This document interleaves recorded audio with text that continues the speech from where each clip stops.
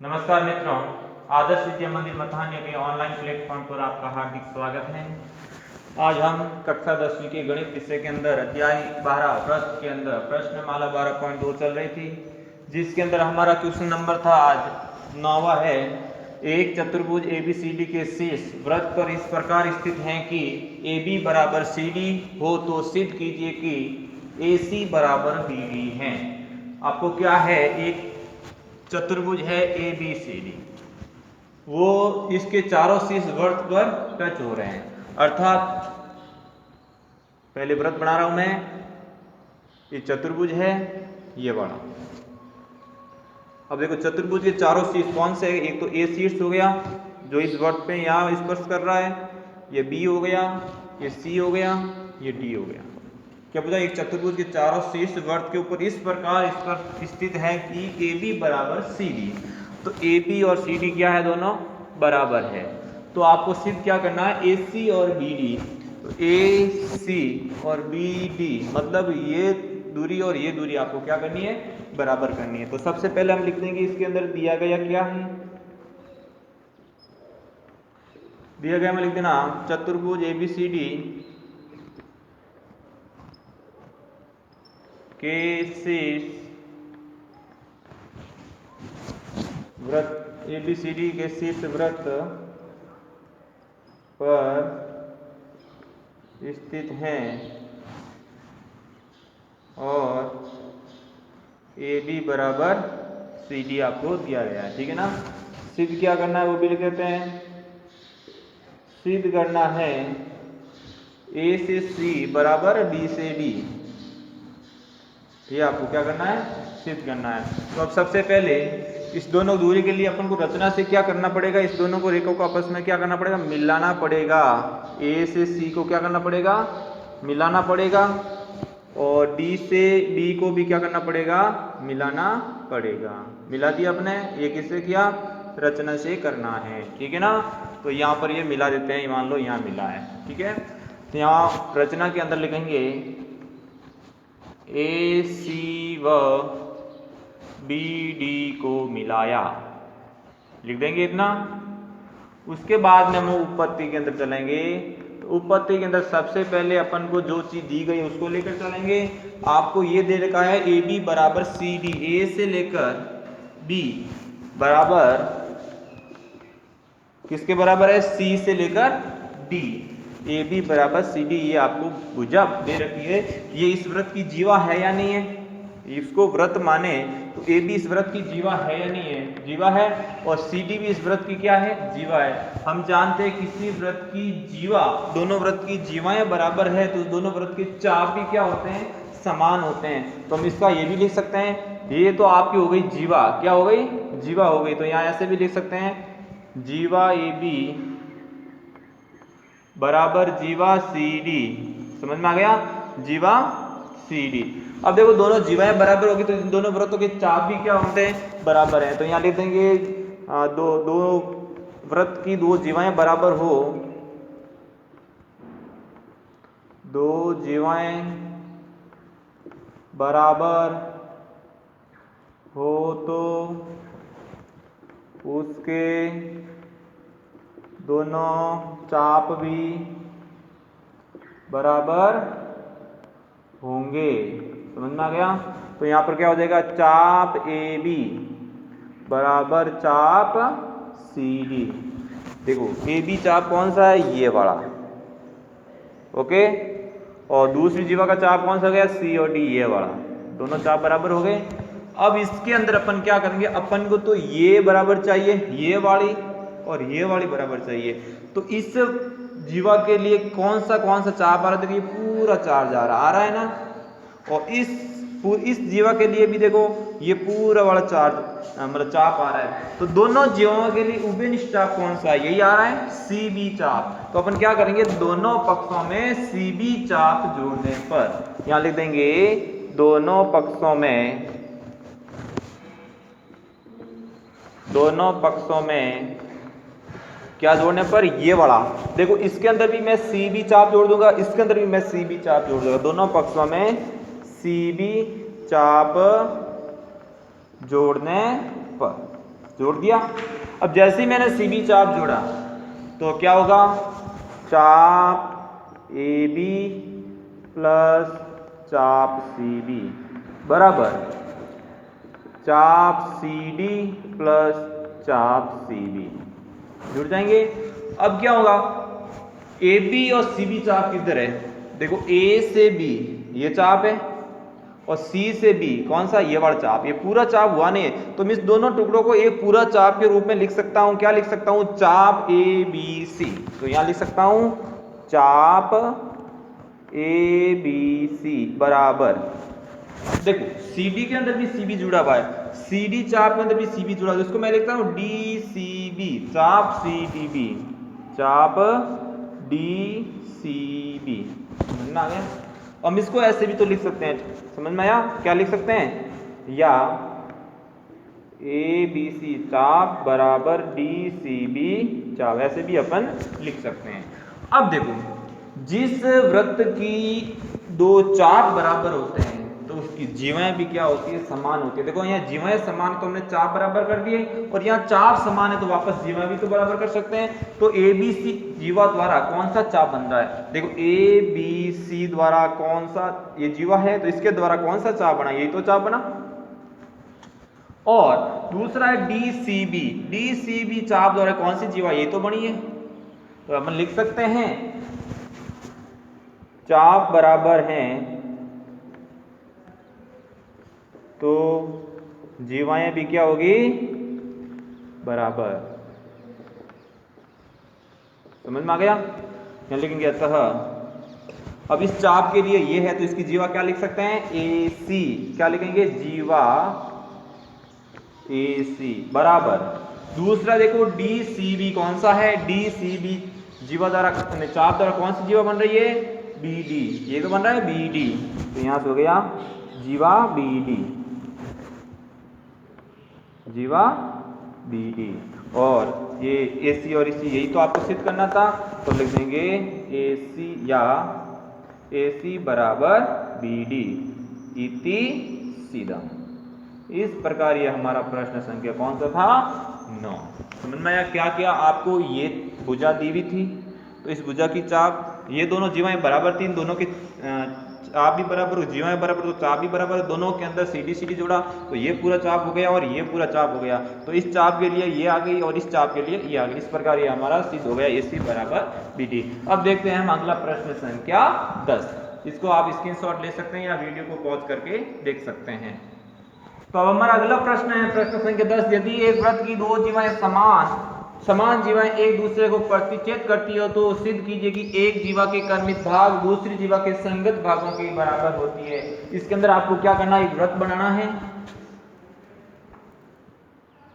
अब इस वृत्त के अंदर आपको क्या करना है, दो समान जीवाएं लेनी है, वो दोनों जीवाएं एक दूसरे को क्या करती है, प्रतिच्छेद करती है। मतलब दो ऐसी जीवा लेनी, दो एक दूसरे को क्या करती है, प्रतिच्छेद करती है। जैसे एक जीवा ये ले ली और एक जीवा ये ले ली, दोनों जीवाएं आपस में प्रतिच्छेद करती है और दोनों जीवाएं क्या है, समान जीवाएं भी है।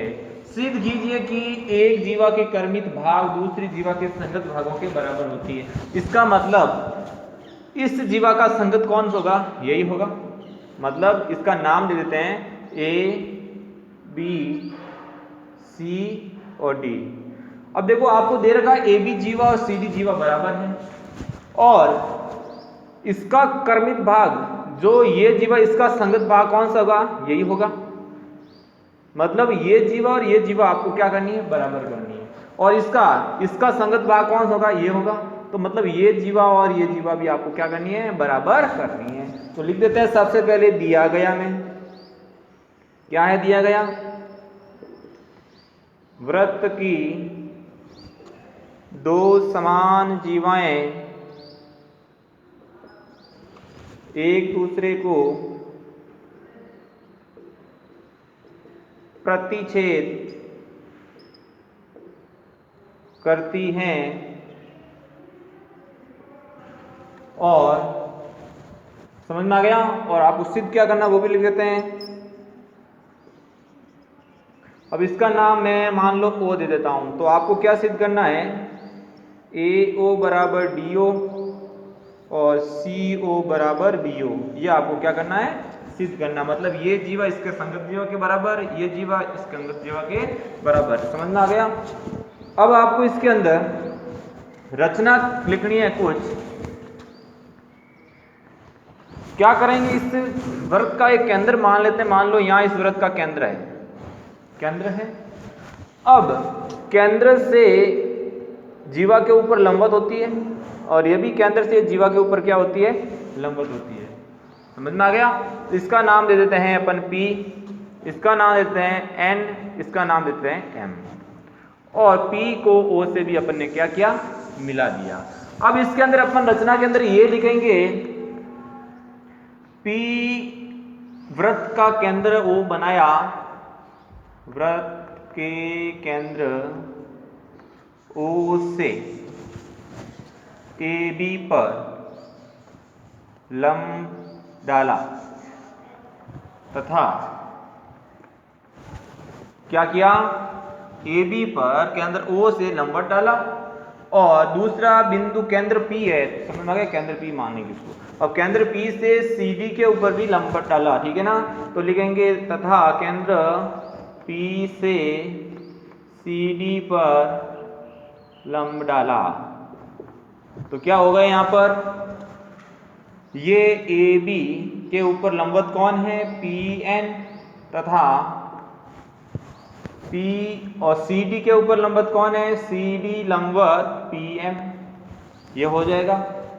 और अपन को पता है दोनों जीवाएं क्या हैं, समान हैं। दोनों जीवाएं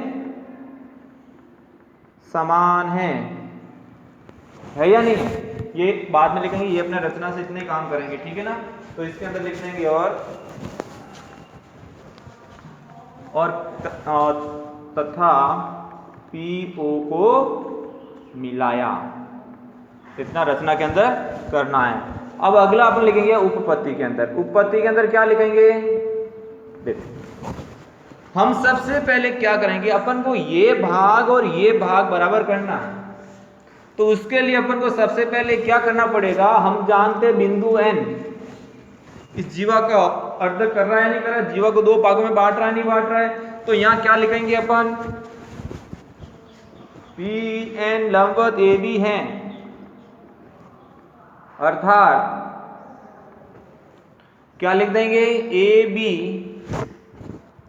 बराबर 2 × AN, ऐसे लिख सकते हैं ना। मतलब AN का डबल करेंगे तो किसके बराबर आएगा, AB के बराबर। तथा जो ये CD है वो किसका डबल होगा, MD का। तो 2MD हो जाएगा। क्यों हो जाएगा, क्यों MD का डबल करने पर पूरा, आपको पता है केंद्र से जीवा का लंबा दो बराबर भागों में बांटती है। तो अपन ये चीज यहां से लिख दी, समीकरण नंबर 1 इसको दे देते हैं। समझ में आ गया यहां तक। अब क्या करेंगे अपन, अब इसके अंदर अपन एक त्रिभुज लेंगे, त्रिभुज PNO में तथा त्रिभुज PNO ले लिया, तो इधर से PMO लेंगे, PMO। क्या करेंगे, इसको और इसको बराबर करेंगे। अब देखो बराबर करने के लिए क्या करेंगे, सबसे पहले PO बराबर PO क्या है, उभयनिष्ठ है। उसके बाद PN बराबर PM, क्यों है बताओ, PN बराबर PM, समान जीवाएं केंद्र से समान दूरी पर होती हैं, समान जीवाएं केंद्र से समान दूरी पर होती हैं।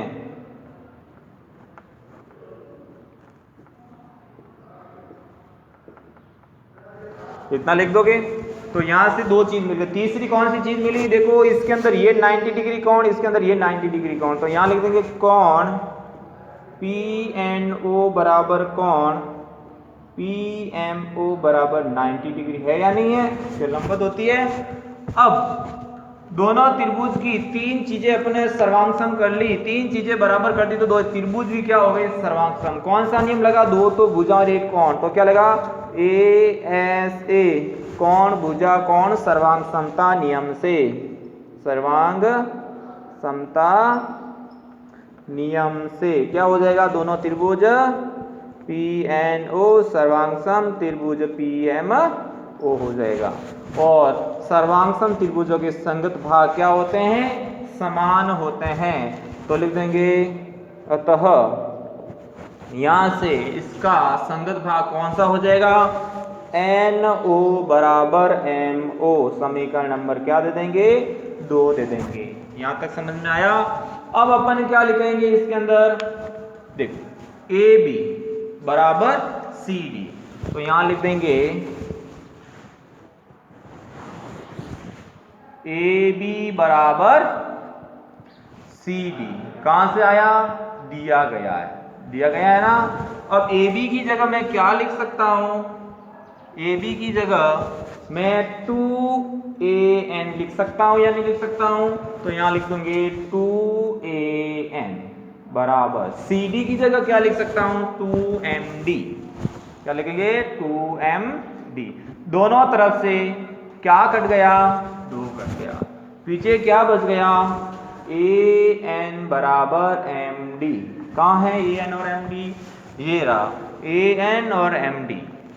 अब मैं क्या करूंगा, दोनों पक्षों में या तो ये जोड़ दो या ये जोड़ दो, क्योंकि समीकरण 2 से दोनों बराबर है। तो मैं क्या लिखूंगा, दोनों पक्षों में NO जोड़ने पर, तो यहां लिखूंगा दोनों पक्षों में NO जोड़ने पर, तो क्या हो जाएगा, AN प्लस NO बराबर MD प्लस NO। तो बताओ AN और NO क्या बन गया, पूरा AO क्या बन गया। अब एक बात ध्यान रखेंगे, पहले यहां देखो मैं एक और चीज मॉडिफाई कर रहा हूं। इस NO को मैं तो सेम रखा क्योंकि मुझे AN के साथ NO ही चाहिए। अब देखो MD के साथ NO की जगह मैं MO लिख सकता हूं समीकरण 2 से। तो मैं इसकी जगह भी क्या लिख सकता हूं, MO। क्या लिखोगे, समीकरण 2 से। समझ में आ गया। अब देखो, अब दोनों को जोड़ते हैं। AN और NO कहां पर है, AN और NO कहां पर मिल गया, AO के बराबर। किसके बराबर मिल गया, AO के बराबर। अब MD और MO कहां है, M से D ये रहा और M से O रहा है, तो पूरा किसके बराबर हो गया, DO के बराबर। देखो एक भाग को हमने सिद्ध कर लिया, तो यहां पर लिखेंगे इतनी सीधा। अब देखो इसको समीकरण भी दे देते हैं 3, सिद्ध भी किया और समीकरण के सिद्ध ये भी करना था। अब आपको क्या करना, ये सिद्ध भी करना है तो लिखेंगे यहां, इसके आगे यहां लिख देंगे तथा आपको क्या दिया हुआ था, AB बराबर CD। ये आपको दिया गया है या नहीं है। अब इस AB के में से मैं इस AO को घटा दूं तो क्या बच जाएगा, इस AB में से मैं क्या करूंगा, इसको घटा देंगे, तो यहां समीकरण क्या दे देंगे, 4। समीकरण 4 में से समीकरण 3 को घटाने पर, समीकरण 4 में से समीकरण 3 को घटाने पर, तो घटा दो। देखो समीकरण 4 ये रही, AB लेफ्ट साइड से घट जाएगा और राइट साइड से घट जाएगा। तो AB में से AO घटाओ, पीछे क्या बचता है, BO। तो यहां लिख देंगे BO बराबर CD। कहां पर है, ये रहा CD। उसमें से मैं क्या घटाऊंगा, DO घटाओ, पीछे क्या बच जाएगा, CO बच जाएगा। ये भी अपना दूसरा सिद्ध हो गया, इतनी सीधा। ये आपको क्या करना था, सिद्ध करना था। इस प्रकार ये हमारा प्रश्न संख्या कौन सा था, 10। तो इस प्रश्न को आप नोट कर लीजिए वीडियो को पॉज करके या इसका स्क्रीनशॉट ले लें। अब हम करते हैं अगला प्रश्न संख्या 11। तो हमारा अगला प्रश्न है 11। सिद्ध कीजिए कि दो समांतर जीवों के मध्य बिंदु को मिलाने वाला रेखाखंड वृत्त के केंद्र से होकर जाता है। तो इसके अंदर आपको क्या करना है, एक वृत्त है, इस वृत्त के अंदर क्या है, दो समांतर जीवाएं के मध्य बिंदु को मिलाने वाले रेखाखंड वृत्त के केंद्र से जाता है। तो आपको क्या करना है, इसके अंदर एक ये और एक ये समान जीवाएं हैं। अब समान जीवाओं के मध्य बिंदुओं, इस दोनों जीवों के मध्य बिंदु कौन सा होगा? मान लो ये ए बी है, ये सी डी है, और इसका मध्य बिंदु ये रहा मान लो, और इसका मध्य बिंदु ये लो। मध्य बिंदु को मिलाने वाला रेखाखंड, जो इस दोनों मध्य बिंदु को मिलाने वाला जो रेखाखंड होगा वो वृत्त के केंद्र से होकर जाता है। तो हम जानते हैं कोई भी वृत्त होता है उसके केंद्र जीवा पर लंबवत होती है तो ये दो बराबर भागों में बांटता है। तो इसका विलोम क्या पूछा है कि यदि इसके मध्य बिंदु से कोई रेखा जाएगा वो कहां से जाएगा? केंद्र से ही तो जाएगा। ये आपको क्या करना है? सिद्ध करना है। तो यहां पर केंद्र होगा, तो केंद्र इस जीवा पर लंबवत होती है, दो बराबर भागों में बांटती है, हम जानते हैं, और ये भी इसको दो बराबर भागों में बांटती है। तो यदि इस दोनों का मध्य बिंदु, इन दोनों का मध्य बिंदु यदि इसको रेखा को मिलाने वाला रेखाखंड है वो केंद्र से जाता है, ये आपको सिद्ध करके बताना है। तो कैसे करते हैं? इसके अंदर सबसे पहले हम क्या करेंगे, देखो सबसे पहले दिया गया वो लिख देते हैं। दिया गया क्या है? दिया गया है दो समांतर जीवाएं, जीवाओं के मध्य बिंदु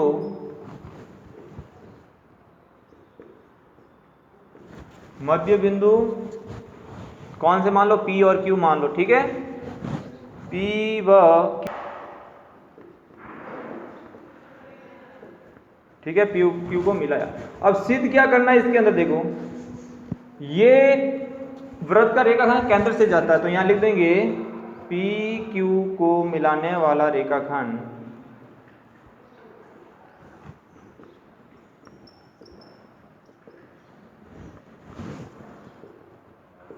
केंद्र से जाता है या गुजरता, अर्थात इस केंद्र से ये रेखा जाती है तो इसका मतलब क्या हो गया? P, इसका वो नाम POQ, ये क्या होनी चाहिए? सरल रेखा होनी चाहिए। क्या होनी चाहिए? सरल रेखा होनी चाहिए। यही सिद्ध करना है। क्या पूछा है कि जो ये दोनों बिंदु को मिलाने वाली रेखा वो कहां से गुजर रही है? बिंदु मतलब केंद्र से गुजर रही है। तो केंद्र से गुजरेगा मतलब ये भी केंद्र वाला लंबवत रेखा इसके ऊपर है, ये भी इसके लंबवत है, इसका मतलब ये पूरा सरल कोण होना चाहिए, सीधी स्ट्रेट लाइन 180 डिग्री बनाना चाहिए। वो आपको क्या करना है? सिद्ध करना है। तो इसके अंदर रचना के अंदर अपन क्या लिखेंगे? केंद्र से होती हुई एक समांतर रेखा खींचेंगे, किसके समांतर? AB के। तो यहां लिखेंगे AB के समांतर एक रेखा खींची जो केंद्र से गुजरता है। मतलब एक ऐसी रेखा खींचती है AB के समांतर जो केंद्र से गुजरे, तो केंद्र से गुजरने वाली इसके समांतर यही तो होगी। तो इसको कुछ भी नाम दे दो, X और Y नाम दे देते हैं, समझ में आ गई? और एक केंद्र का नाम O है। अब आपको उत्पत्ति के अंदर कैसे करना, देखो।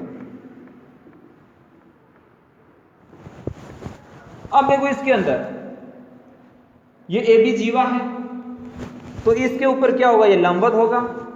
तो यहां क्या लिखेंगे? OQ लंबवत AB है, क्योंकि केंद्र से इसके ऊपर लंबवत है। तो इसके अंदर अपन क्या, ये कोण कितना डिग्री का हो जाएगा? 90 डिग्री। तो यहां लिख देंगे कोण OQB बराबर 90 डिग्री। समझ में आ गया? अब ये 90 डिग्री है।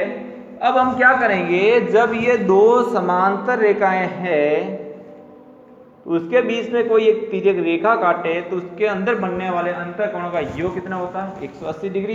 तो लिख देंगे तथा कोण YOQ प्लस कोण OQB बराबर 180 डिग्री। समझ में आ गया? क्यों? दोनों समांतर रेखाएं हैं। तो यहां लिख देना, क्या लिखोगे? AB समांतर XY हैं और क्या लिखेंगे? अंतर कोण है। क्या है? तो इसके अंदर बनने वाले अंतःकोण का योग कितना होता है? 180 डिग्री होता है।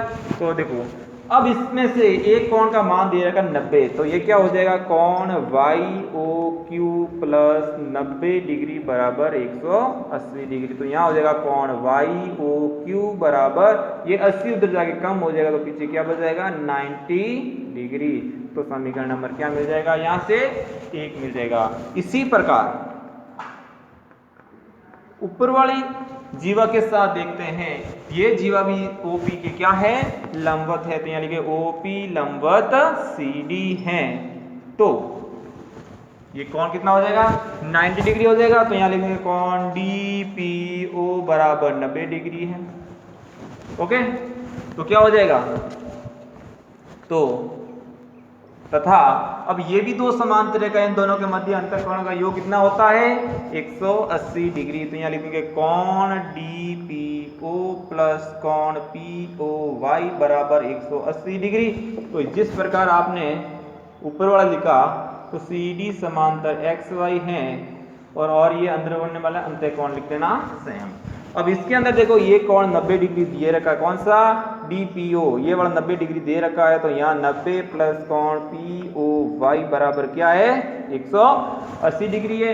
तो यहाँ से क्या हो जाएगा कोण POY बराबर 180 माइनस 90, तो कोण POY बराबर क्या हो जाएगा 90 डिग्री। समीकरण नंबर क्या हो जाएगी ये 2। अब ये जो दो कोण 90 आए कौन कौन सा है, देखो YOQ ये वाला कोण, POY ये वाला 90। अब इन दोनों कोणों का योग कितना हो रहा है, तो यहां लिखेंगे समीकरण 1 व 2 से, समीकरण 1 व 2 से क्या मिला है, दोनों को ऐड कर लो। कोण YOQ प्लस कोण POY बराबर 90 प्लस 90, तो क्या हो जाएगा कोण YOQ प्लस कोण POY बराबर 180 डिग्री। अब देखो जो YOQ और POY लिखा हुआ कहां पर है, यही तो है दोनों कोण। अब इन दोनों कोणों का योग मैं पूरा POQ भी लिख सकता हूं ना, कि इस कोण का योग इस कोण का योग ही तो है, और दोनों कोणों का योग ये POQ कोण के बराबर होगा या नहीं होगा। तो इसकी जगह मैं लिख सकता हूं यहाँ कोण POQ बराबर 180 डिग्री। अब ये कोण देखो POQ क्या आया हमारा, POQ 180 डिग्री कोण आया। अब कोई भी कोण 180 डिग्री होता तो वो कौन सी होती है, एक सरल रेखा है। तो लिख देंगे अतः कोण POQ एक सरल कोण है, अतः अर्थात POQ एक सरल रेखा है और वह केंद्र से गुजरती है, इति सीधा। तो इस प्रकार ये हमारा प्रश्न संख्या कौन सा था 11। तो इस प्रश्न को भी आप नोट कर लीजिए या इस वीडियो को पॉज करके देख सकते हैं। तो आज हम इस क्लास को यहीं समाप्त करते हैं। अगली क्लास के अंदर हम इसके 12.3 के पेपर में करेंगे। आज के लिए धन्यवाद।